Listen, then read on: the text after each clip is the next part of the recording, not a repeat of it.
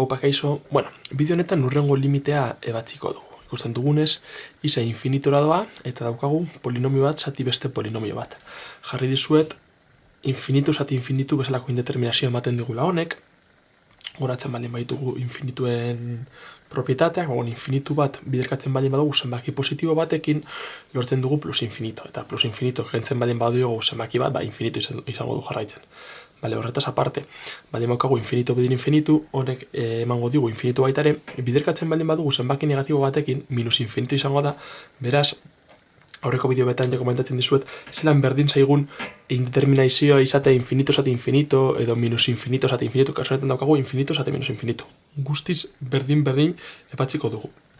Beraz, daukagu mota honetako indeterminazioa. Horrelakoetan, dauzkagunean bi polinomio eta indeterminazio hau, hurrengo egin daiteke edo bai zuzenean, edo metodo luzeago batekin, zehatzago batekin, askotan eskatzen dizuetena, limiteekin lantzen hasten zaretenean, lehenengo urteetan.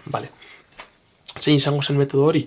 Hemen adierazita daukaguna. Egin behar duguna da beti, identifikatu zein den, bi polinomioetatik zein den orden altuago duen polinomioa kasu honetan bekoa dela, begiratzen dugu bero osagairik handiena eta ikusten dugu dela isa karratura, berretzaile handien daukan isa, kasu honetan karratura dela.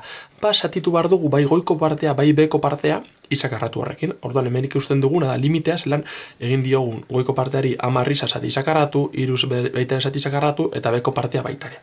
Eragiketak egiten baldin baditugu, gogora ekarri behar dugu, zelan egiten diren, isa berrez dakizer, zati, isa berrez dakizer, horrelako ber m zatien edenean, egiten dugu, goiko zenbakiaken bekoa. Positua ematen baldin badugu, horrela usten dugu, aldiz negatiboa ematen baldin badigu, adibidez, isa ber minus iru, egin behar duguna da bihurtu, bat zati isa berriru modura. Kasu honetan ikusten dugunez, hemen daukagu isa ber bat, isa ez baldin bada ez eragertzen, horrek adierazten digu, hau dela isa ber bat. Kasu honetan isa ber bat, zati isa ber bi izango zen isa ber minus bat, ezta? Honen adierazpena jarraituz. Isa ber minus bat da bat zati isa, da hemen agertzen dena. Eta gainontzeko guztiekin berdin arituko gara.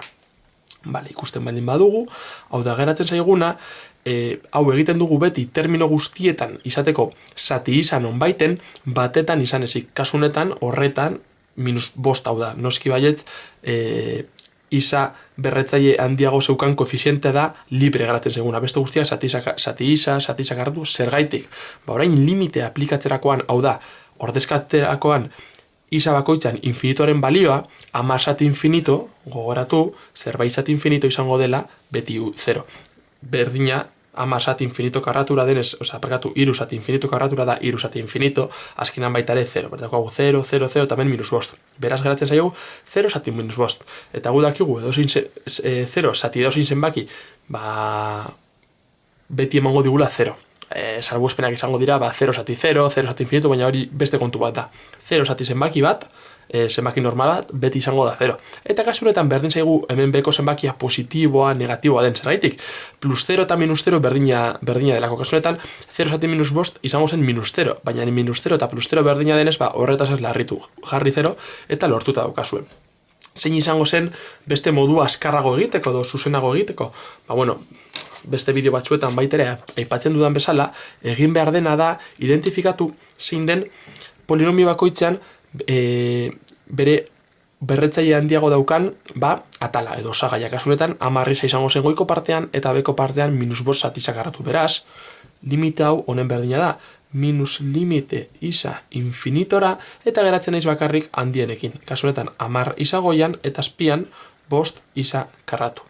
Horrelakoetan beti izaten dugu, 3 aukera egoten direla, goikoa, orden altuagoa baldin baduka bekoa baino, infinitora doa limitea, edo limitea infinitua dela esaten dugu, ez dela gure kasua.